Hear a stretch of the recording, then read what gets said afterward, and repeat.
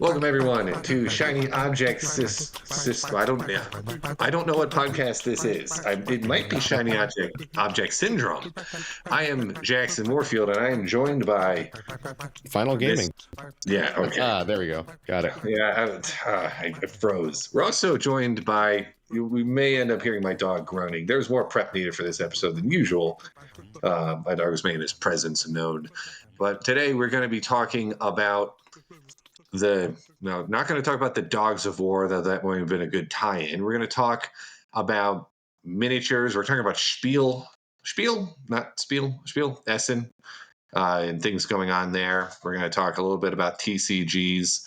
We're going to talk a little bit about nice painting competition entries, I guess, and we're just going the normal order today. So let's start off with the miniatures.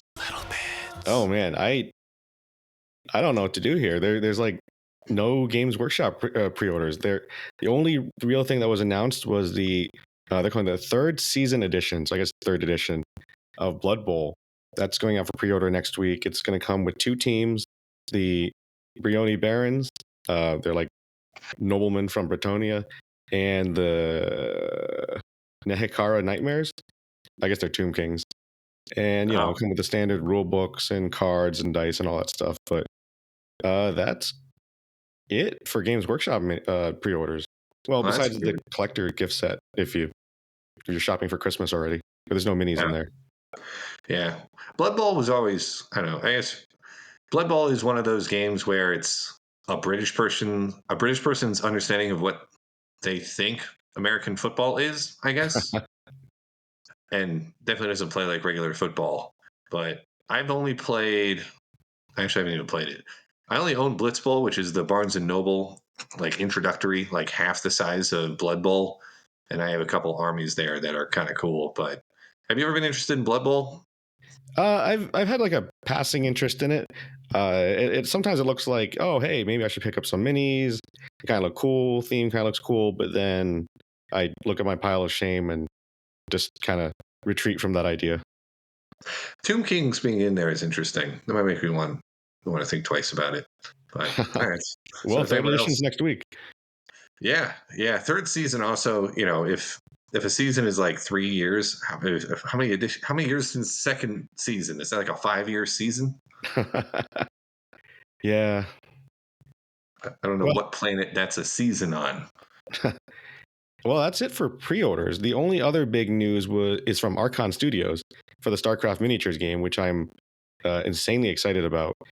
Just a note for listeners: the Zeratul model, it's gone in and out of stock on their website, but apparently today will be their last day for pre-orders, which is weird. I don't know if they have them in stock. I don't know why they wouldn't keep it going, but FOMO, I guess. Hashtag FOMO. But, forced FOMO. Yeah, it's a cool model. It has an opaque and a clear plastic version, all packaged into one box. So you can kind of either make them look stealthy, or you can just make them look normal and paint them up. That'd be cool if there was actually a rules tie-in to that. Yeah, I was trying to figure out how I can kind of do it, like maybe get them to be half stealth, like coming in out of stealth, but I don't know. We'll see. They also showed up a ton of models at Spiel Essen. I'll pronounce it right one of these days. Quite a ton of models, actually. For Terrans, they previewed the Marines, Marauders, Medics, Goliath, and Jim Raynor. Surprisingly, they have heroes out now. Wow. Protoss got the Zealots, Stalker, Pylon, Sentry, and I think it's Phoenix. It's kind of a fancy-looking Zealot, so I think that's probably Phoenix, although it could be Artanis, I guess. Wait, are they Zealots? I always call them Zealots. I just call Zealots. Yeah, that's true. We're going back to like my 1998 pronunciation of things. Yeah, it's fair. Like you played a lot more StarCraft than me, but also I don't know how much you cared about whether it was being pronounced. I don't think they actually said their own. And then the Zergs got, I think they're Zerglings, although some of them have wings, which is kind of weird. The Queen, Roaches, Hydralisk, an unpainted Nidus Worm, and I think it's still a prototype, but it's an unpainted Kerrigan model, which looks pretty cool. Wait, infested Kerrigan or Kerrigan? Infested Kerrigan. Yeah, Queen of that's what I Blades and thought. all. Right. Oh, wow. I was going to double back to see because I haven't seen them yet. Is Jim Raynor, is he on a vulture or is he on foot? Oh, he's on foot. He's in his marine form. Yeah, they've mentioned that they have 9 years of content planned, and it's going to be at least 9 years, I guess. And they've gotten the go ahead from Blizzard. If they run out of official units, hey, they can start pulling things from concept art, which is actually really cool. I'm Wow. surprised Blizzard would give them that much like creative liberty. That would be uncharted territory. They must have a lot of confidence. I mean, one thing to have 9 years of content, but yeah, I mean, I don't know. How many games are thinking 9 years in advance? Right. Yeah, they're even planning the Zerg Protoss hybrids as like kind of like a fourth faction. But that's down the Oh, line. wow. I guess they'll allow them to do concept art. I mean, I wonder if there was concept art of a fourth faction at any point. Yeah, well, I remember the original StarCraft manual had like a ton of concept art in it. And I mean, soapbox, I really miss game manuals, but they'll probably pull from art and unreleased stills and all this stuff. So I'm pretty excited for it. Just a note, I did find out. So Archon Studios, their name did come from the StarCraft Archon from way back when they formed their studio. Oh, interesting. So it was before they got the license, but I guess you could have known there was a studio that was going to go after StarCraft when the opportunity came up. Yeah, it was an interview they did. I mean, they could have also just kind of pivoted that story to make it fit the game, but at least how the story goes is that they had always really wanted to make a StarCraft game. So when they formed their studio, like the two founders, they came up with the Archon Studios. I think it was two founders. Yeah. Oh, well, I I guess that's believable. I mean, it wouldn't be a shock to see a game miniatures company kind of retcon their history a little bit after what GW tends to do, where they take the more generic aspects of like 40K lore. At least I believe this is what they're doing when you have like the realm of Ultramar. Pretty sure they had Ultramarines first, and then they decided, oh, this is Ultramar. And the Necrons were probably named first because they're like necrotic, but then they made the Necron tier come first. But clearly the name Necron was invented before Necron tier, but they added that after. And just because coincidence, that short version of Necron tier is necrotic or like necromancy, which means undead. So nice coincidence there. Yeah, well, I mean, we'll let them run with the story. They seem Yeah. excited about it, so they're excited. I'm excited. The comment sections on Facebook and Reddit are excited for Games Workshop lawsuits, I guess, to show up, which is I don't even know how I don't even know how that came about, but Speaking of controversy, if that's it for miniatures games, that's actually a good lead into the board game hotness this week because I had a lot of blowback because I actually had a video on my YouTube channel blow up a little bit this week, and it was my board gaming hobby iceberg video. And the main piece of feedback I got was that I did not make an entry for Spiel Essen. And I had people coming from all directions saying, this makes Gen Con look like the younger sibling. Well, it is the younger sibling, I guess. Like, look like a pee-wee football player compared to the professional middle linebacker that is Spiel Essen. So I may have fumbled the ball a little bit there. But if Spiel is also going on right now, so it's on everyone's mind. So maybe if this video was picked up by the YouTube algorithm 6 months ago, I wouldn't be getting as much feedback about it. But that's as a result, though, we have a ton of board games. I was just going to say that too, because in my iceberg video, I talk about controversies in gaming. And if there's eventually a like a StarCraft versus Warhammer controversy, that would be, I imagine that one could get pretty explosive because how many people are fans of the lore on either side of the coin. yeah, that would be interesting. That would be fun. Okay, so the first game to talk about this week is Honor's End. This is one of the games revealed at Spiel Essen.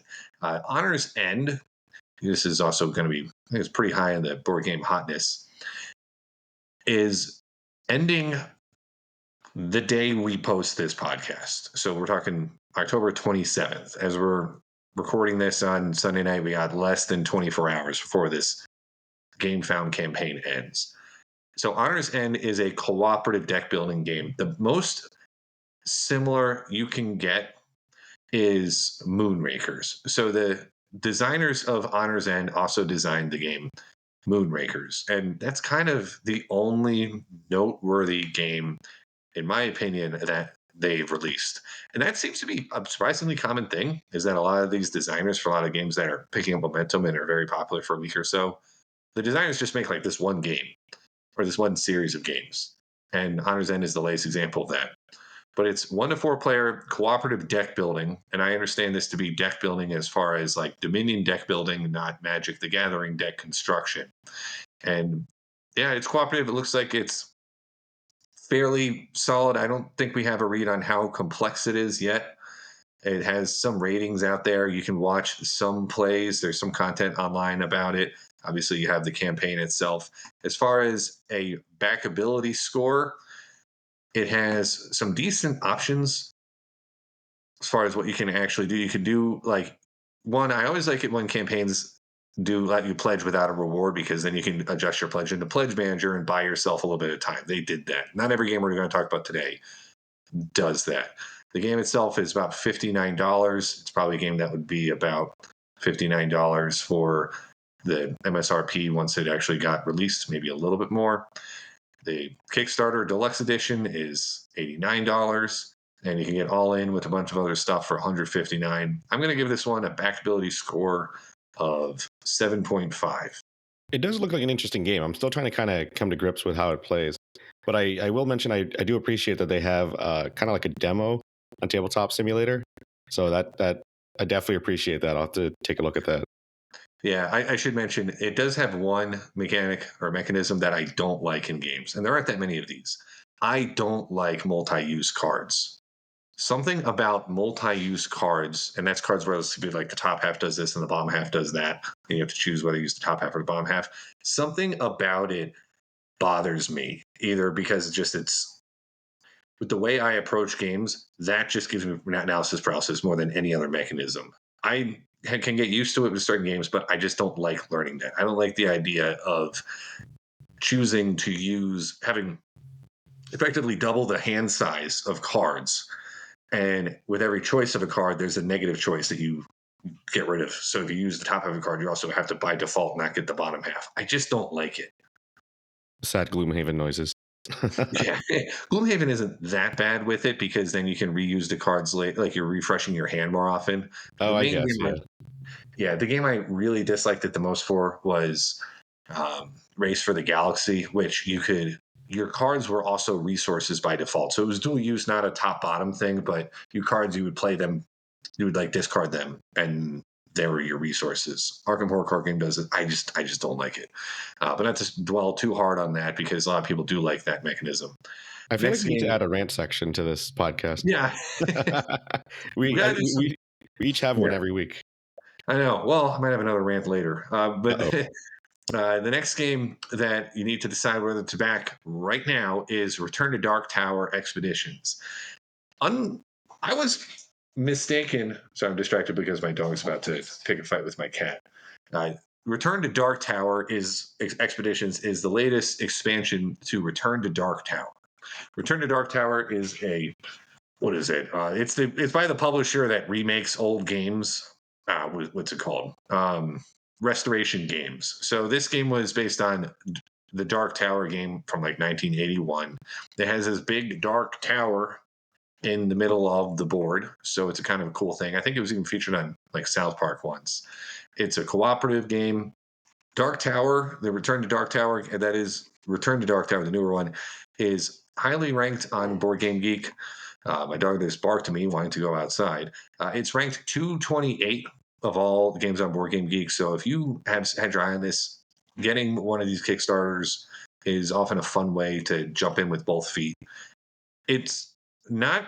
I actually thought that this was like related to the Stephen King like series of books, because there's like a dark tower type of thing going on in the Stephen King universe. Oh but yeah, I was going to ask about that. Huh. Yeah, yeah, it's more generic. It's not like a Stephen King adaptation. You don't have some of the characters there. And I guess every Stephen King book is now getting tied back into that universe in one way or another. But for backability, it's an expansion Kickstarter, so it's not one of those where you have to jump in totally blind.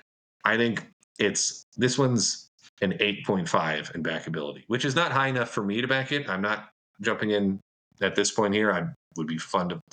I think I'd want to play this at some point. I don't think this is a game I necessarily need to own. Yeah, when I scroll through these board game Kickstarters that you tell me about, I usually scroll through and see if there's any miniatures, and there are. They look quite nice, and they're also on the pricier tiers. So I would probably personally skip this one as well, but it does look interesting. I mean, a lot of artwork and stuff. It looks really nice. Yeah, and it's well produced. The tower that's in the middle of the board is electronic. You kind of pour dice into it and things like that. So that's pretty cool. That also can be something to kind of impress people. They're having over, like, check out this game. But the next game, which is maybe not the one I would use to impress people, unless you want to impress them with how complicated your favorite games are, I guess, is Recall. So Recall is not a Kickstarter. Recall is one of the Essen Spiel reveals. And Recall is the spiritual sequel to Revive. It's a post-apocalyptic style game. And of all the games we've looked at, I think on this podcast, this one has the board that just looks the most insane to me. There's a lot going on with it. It's got a complexity rating of 3.5. The designers did have a hand in Revive. I think game is like four or five designers, but that's their main call to fame, is that they designed Revive. Revive is a game that I have had on my list of games. I don't own it, but I've been interested in it because it was on one of the Dice Tower top 100. I forgot who it was. I think it was Mike DeLisio had it in his top 100 and was pretty happy with it. Might be thinking about a different game, but someone had it on there. It's Revive is also kind of a complex game, 3.46, but is ranked in the top 100 board games of all time now on Board Game Geek. It's number 90 as of the recording of this podcast. And I should also say, when this is a post-apocalyptic game, but it's like 5,000 years in the future, so it's not like one of this like weird kind of it's not a Mad Max kind of a design. It's like you're growing things where there's been nothing for a while too. I just love on Google, if you search Recall board game, the first link is Board Game Geek, obviously. Second game, I think, is their store. And then the third link is to a Facebook group with the post saying, "Is Recall board game too complex?" So that's interesting. Yeah. I couldn't figure out what's going on with it just by looking at the board, which is not the same as the next game that was revealed at Spiel, which is Covenant. Covenant is a dwarving clan Euro-style game. And I know this because in their preview videos, they called it a Euro-style game like 8 times, and they probably didn't need to do that. It's got some very colorful pieces, but Covenant, you and your workers or your dwarves are going to be mining for materials, including mithril, which I didn't know they could get the trademark, maybe, or maybe it's not trademarked by the Tolkien estate because that's straight out of the Lord of the Rings. But this board, you can tell more what's going on. So everyone has their personal player boards, but you're flipping over tiles in the middle of the board as you're mining. And I am immediately more drawn to Covenant than I am Recall, even though I was already interested in Revive, because that looks really cool to me. I like it when it feels like you're actually doing something. It's a little bit Terraforming Marsy, I think, in how it appears to come across. It also is kind of complex, but it's a 3.21. It's not at the same level. It's designed by, I think, German Milan, who has designed 14 other games. And I'm just trying to remember which one was the biggest one. I don't think any of them really stuck out too much. So it's a game that it's still getting momentum. It looks like it's pretty popular at Spiel. I'm going to give all right. I guess I'm not going to give this one a backability score, but I don't know. Do you agree that I think this one maybe looks a little bit more approachable, at least? Yeah, it does. I've really grown to love worker placement games in the last couple months, and I'm looking at their website. My only concern about it, in their game mechanics section, they tag area majorities, which I guess you're controlling land or whatever, worker placement, and then tag 74 from a quick search on Google, Tag 74 is, I'll quote the first link, a well-established Chinese state-sponsored threat activity group, What? or possibly a designer of 3D printable models, which is there's like one link out of 20. So just a little fun fact. Is it possible they just didn't name it, and this is just a blank tag? Yeah, that could be true, or it could be like an unfortunate coincidence, but it's just a little fun fact. I don't think they're state-sponsored terrorism, but it does look like a fun game. Nice and nice, bright, colorful. It does look simpler than the previous games that we were talking about. So it would be one that I would consider.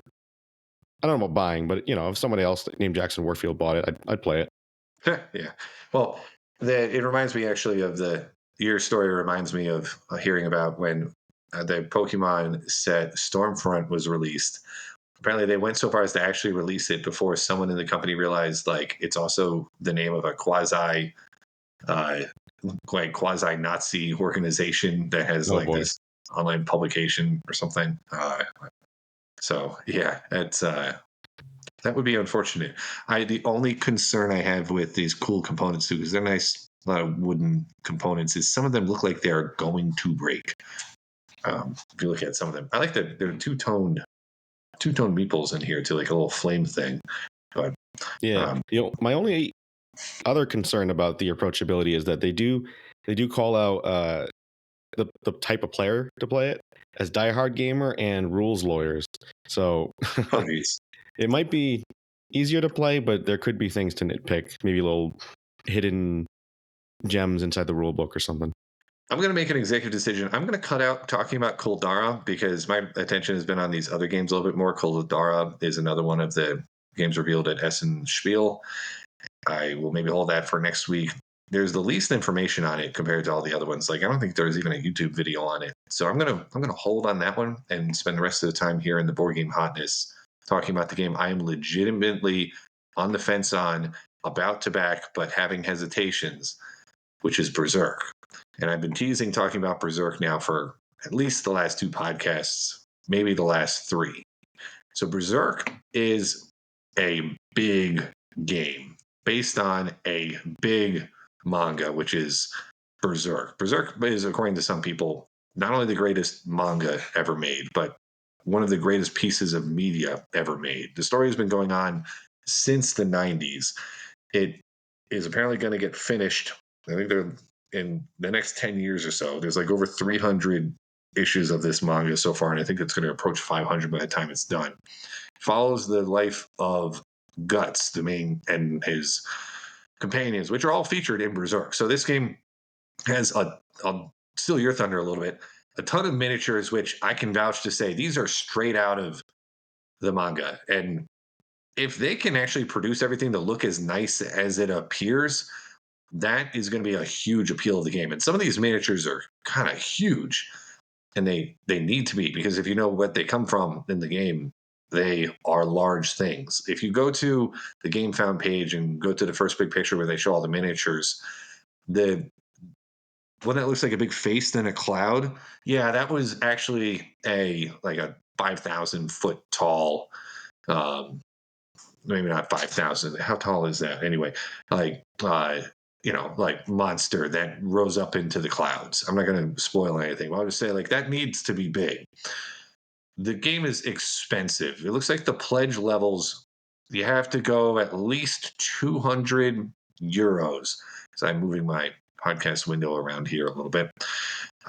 You pay extra if you want shaded miniatures. I'm not certain that shaded miniatures are worth an extra at least $50. So I don't know. That's for you if you want to paint them. It is based on a black and white manga, so you could argue that if you want to paint these, you need to paint them in black and white. So maybe shaded isn't the worst thing. You have the basic pledge. You have a lot of other add-ons. You have a solo Black Swordsman add-on for $99, which if you could just buy it by itself and add the rules for the game, I would probably get that in a heartbeat.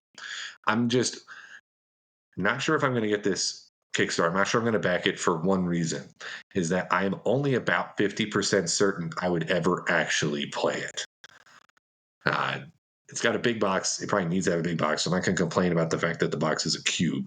It's such an undertaking here. It looks like that get the game to actually bust this out. It's so big that I'm only going to get it if I'm comfortable with the idea that I might never play it, and it's just a collector's item. I thought you were going to say the only reason was because Mrs. Warfield was within earshot. this this game is not for the faint of heart. If you look at some of the miniatures, they're really creepy, and that's by design. It's not as creepy as some of the ones they could have gone to, but if you actually look in the Black Swordsman expansion, one of the bosses in that one is this slug guy. It's like the slug count, and the miniature they actually had like a body, like he's eating someone, and if that's not enough, that's just straight violence. You also have things like the slug count. I'm trying to scroll to the slug count on the page here, so I can refer to it. So it's got the different faces kind of a thing going on. Where now it's got its mouth that's eating someone. I guess we're gonna have to put this in the podcast and the images. And its face above its mouth, that it's its actual mouth, was its face from it being in human form in a way. So now it's like the skin of the face is now kind of just it's wearing it and it's revealed underneath. There's a lot of that stuff, like that body horror kind of a thing. Like we're talking, genuine beasts from hell, like the Snake Lord Apostle. You'll see there's a face inside the snake face.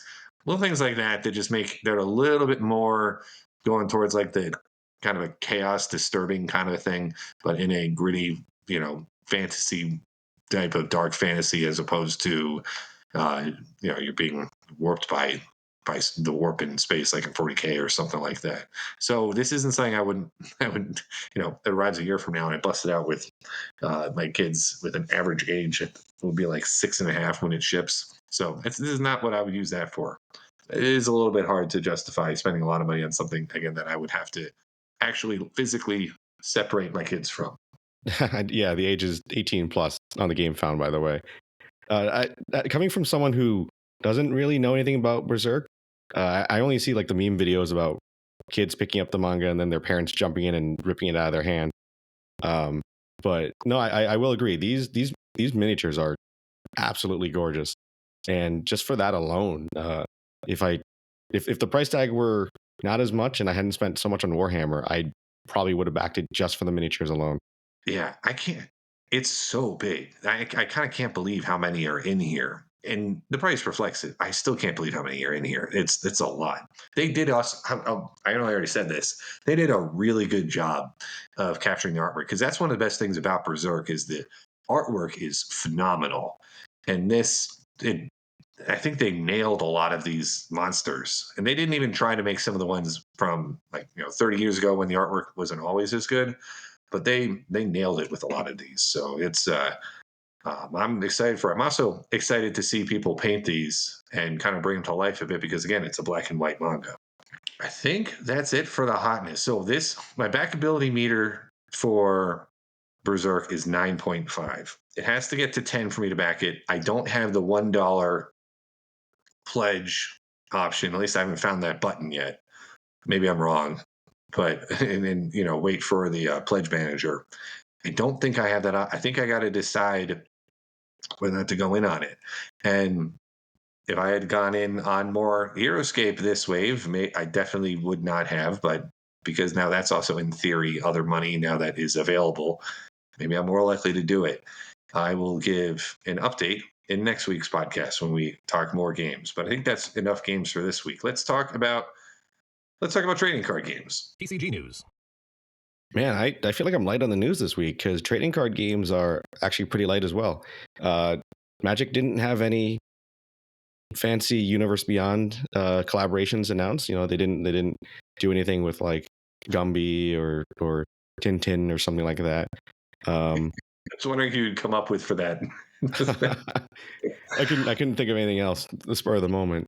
The big news, I guess, at least for me, Gundam TCG, their second set, GD02 Dual Impact, launched last Friday, and it sounds like it's been a little bit of a cluster here. A lot of the game stores, again, were shorted most of their allocations. Every game store that I've even read about or have been part of their Discord, they've canceled half of their events just because they got like one or two boxes at most for the store. And I know some stores got quite a bit, but it seems like the general feeling is that this is even less available than GD01 was, which was absolutely insane. They actually delayed all the launch events in Canada just because the stuff didn't get there in time. It's been stuck in Dallas, I think, and they pushed everything by a week. So if you're excited for a launch event in Canada, I guess this upcoming weekend will be your weekend for it. I'm starting to wonder if this game actually exists. It's reminding me of the Rich energy drink that never really existed, but somehow like sponsored a Formula One car for a year. So I don't know. I'll believe this game exists when I see it. I mean, I personally managed to pick up a couple boosters at Walmart, and then I went out like a couple hours later, and they were completely gone. But it's just so hard. The starter decks are hard to get a hold of. I don't know if maybe it's the IP or maybe it's like Pokemon Fever, but a lot of game stores are jacking up the prices for starter decks. MSRP on a starter deck I think is around $16, and there's pictures online of people charging 50, 60, $70 for a starter deck, which long term I think it's gonna really hurt the game. Yeah, it has to. Well, you need that player base in the beginning. Like you can have once the game's already. I mean, I guess it's already popular enough that it has that whole FOMO factor driving sales, but they're going to go to the next game if you don't have an established a player base that actually has it. Yeah, and it has hurt Bandai games in the past. One Piece had a really big launch. Same deal, cards were hard to get a hold of, and now, well, I think One Piece is starting to pick back up, but there was like a lull for a while where anywhere you go, there are just piles and piles of boxes and packs. So I'm as a fan of Gundam, I'm a little I don't know, upset by how Bandai's doing this, but I guess we'll see. The other big TCG non-Pokemon, non-Magic news is Riftbound. So that's due to come out this Friday, Halloween, October 31st. But apparently, a number of Walmarts have stocked it already. They've stocked the booster packs already as of last Friday. And people have gotten their hands on the cards early, which is pretty nice. I didn't manage to find any. But the initial impressions are that the art is great, but the quality of the card is just not there. There's a lot of pictures online about like frayed edges just from like poor cuts or however they do it, and it's a little disappointing, especially for like the first big release for Riftbound. Oh, all right. So yeah, one of those things you don't notice it when you have it, but if you don't have it, which is the quality cards, you really notice it. Yeah, but well, hopefully once like the full launch comes out and all of the game shops and card shops and stuff, maybe it's just a small population that Walmart got, but fingers crossed that this one succeeds to kind of give people more options to play. The last bit, I guess it is Pokemon. It's not really news. It's more of a FYI. Amazon has these booster collection packs. They're 50 cards for about $5. And the general consensus right now for Pokemon is that it's a scalper's game, and anyone who wants to get in like with their kids or all that, they can't get their hands on cards because all the vending machines and all the stores are always camped up by scalpers. So they're probably not going to be great cards, probably just commons, uncommons, and whatever. And there's no specific set; they're just random cards. But if you have little kids and you want to get them into Pokemon, possibly like we had when we were younger.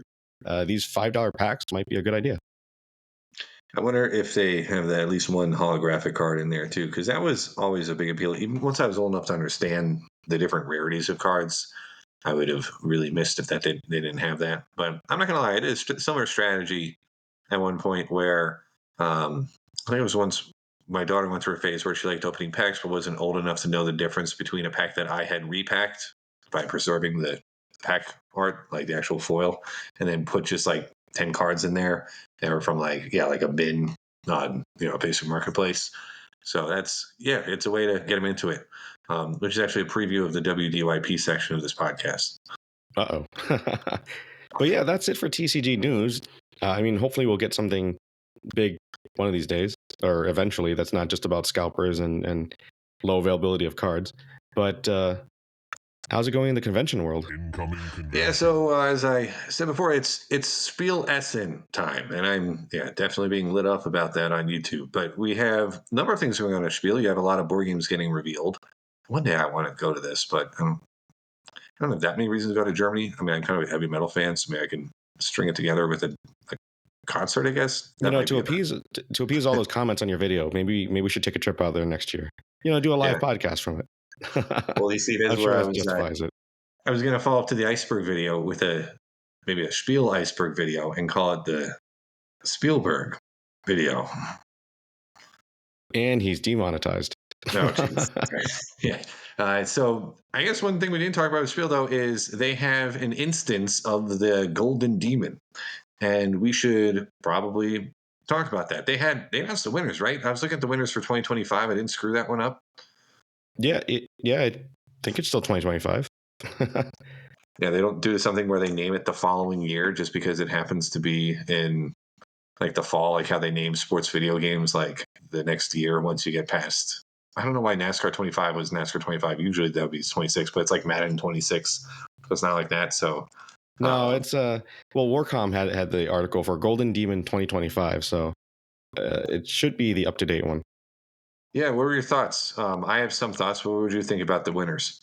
Oh, they're I mean they're just absolutely gorgeous models. I can't think of any criticisms. And probably wouldn't be my place at this point.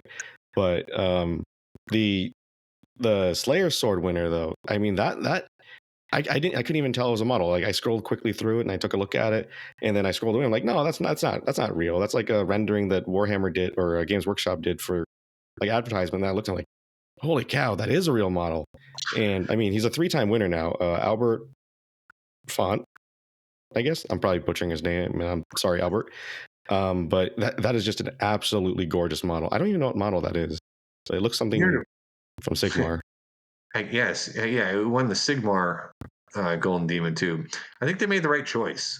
This is one of the greatest models I think ever. Even compared to other Silver Sword winners recently, this one has a shot there. I agree. It's unbelievable. Also, what's the age limit for what is it? The young bloods? I'm assuming that means younger painters. Yeah, it is younger painters. I am very quickly trying to Google the age of it. I thought it was something like 12 to 16. Especially now since I think Warhammer games are 12 plus, but I'm not 100% sure. Oh, yeah. Google AI says 16 and under, or 12 to 15 for the Golden Demon painting category competition. Well, that doesn't that doesn't kill my confidence in painting. I don't know what will. They 15-year-olds made these. Wow. Hey, I mean these kids, they've got talent, and I really hope that they're able to nurture that and keep going with it, because it would be a shame if they didn't have the opportunity anymore in the future. But these, I know they're just kids and stuff, but this is some real talent right here. Or unless it's like every other competition that we enter our kids in, where there's somewhere you can tell it was not really the kid. I don't know how you just like record the kid painting it the whole time. I don't know. It must be tough to enforce the age limit thing. They just trust you when you bring it up to the counter. Say like, I painted this. Yeah, that's true. That'd be pretty disappointing. All the Pinewood Derby cards for Boy Scouts and Girl Scouts are definitely made by the parents. It's really like a dad's competition. Let's be real with that. Yeah, and science fairs and stuff, and yeah. I wish in science fairs they would, if it's too good, they would actually score them worse because they know it's not just a kid. But I don't know. People talking them out of it. But anyway, time to finish off the podcast with WDYP. What did you pee this week? So mine was purchased because I purchased way too much. I got the Crux Terminatus Terminator Battle Force that came out. I technically ordered 3, because I was in a panic and I didn't know if I'd get the discount game store version. So I ended up buying one from Games Workshop. My wife bought one from Games Workshop just to kind of cover our bases. And then I also got one from the discount retailer later on. So I don't think I'll keep all three, but I've been a little slow at canceling them. So yeah. I also picked up the Ultramarine models, Marnius Calgar, Kato Sicarius. So far, one box of Victrix Honor Guards and the Red Gobbo's Tin Boy model. So I'm definitely not backing any of the games you talked about because I've spent too much money. Yeah, you're also probably not eating for a week. Yeah. I mean, I might be short like a kidney, and you don't really need all your organs. It's true. Yeah, we got some redundancy there. Just like you get redundancy with the battle forces. Yeah, Just need to keep switching it up. So mine is not purchased. We'll see what next week is. But mine was played this week. I did play the Pokemon trading card game for the first time in a while, and I played against my 8-year-old daughter. What I actually did was I had purchased a couple theme decks like months ago. I found them actually for a decent deal, and my daughter's really into Scarlet and Violet, so I knew she'd appreciate this. So I got 2 decks. She got the Masqueraded EX deck, and I got Koraidon EX. And we did some battles, and it was fun. It's actually, they're level 2 decks, so they actually had some little bit of deeper strategy. So we played once. She had like no energy cards. We played a second time. It kind of helped her make some decisions to saying like, well, if you do this, you can do that. So kind of a coaching session. But she enjoyed it, and she actually started looking at cards later, being like, I can add this to my deck. So I'm excited about that because I played this once. I played the Battle Academy with her probably a year and a half ago, and that one she liked it, but it was no better than other games. But this one, it seems like she's kind of into it, and it actually can be a good. I mean, she understands all she's into multiplication division math, but it's actually good math too. Like there's some educational benefits to the Pokemon trading card game. That's interesting. I've never heard of anyone actually playing the game. I started collecting it. When did it even come out? Like 28 years ago or something like that? I don't think I've once played a game. I think, yeah, the English, I think it was 99. I only played it once as a kid. I had one friend who I played it with, but he kind of got out of it. And it wasn't, I don't know. I had bad luck. I didn't have having a lot of friends that were really into it. So I played it once when I was like 11. And then I busted the cards out again and played with Mrs. Warfield probably 10 years ago. And that was like the second time I ever played, maybe. But it's fine. It's one of those games where there's not too much to it, but you can make a game out of anything, provided there are enough mechanisms. It was interesting because my daughter's deck had, it comes with an Alakazam card that you don't have any psychic energy, but you're not supposed to use it for that. You're supposed to sit on your bench and use its ability. So it's like a little bit like you can do stuff with it. Interesting. Yeah. I also played a lot of zombie games, which is a preview for my video this week. And I played way too many zombie games, and I'm not interested in playing any zombie game for a long time. Yeah, but I hope everyone enjoyed this Spiel, not sponsored, but this Spiel heavy episode of Shiny Object Syndrome. Spiel Object Syndrome. If you'd like to listen to more like this, remember to subscribe to wherever you found us, probably, because I can't guarantee we're everywhere podcasts are, but we're most places now. To make sure we stay in Spotify, we're changing up the music a little bit because we had a problem with that last week. But until next week, anything else you want to plug, Final? No, that was good. But if besides subscribing, if anyone has any good pictures or stories from Spiel Essen, please let us know in the comments. Yeah, and rub it in my face that I didn't put in my iceberg video. So, yeah, that too. Yeah, have a good week, everyone. We'll see you next week. Wait, damn it. I shouldn't edit it that way. We'll see you. Sorry, I'm used to the video extra way. Like, I'll see you in the next video. All right. We're working on the outros. I'm still recording, right? Yeah, it's still going. So we'll see you in the next week. All right, we'll play the music. Incoming conventions. TCG news. WDYP.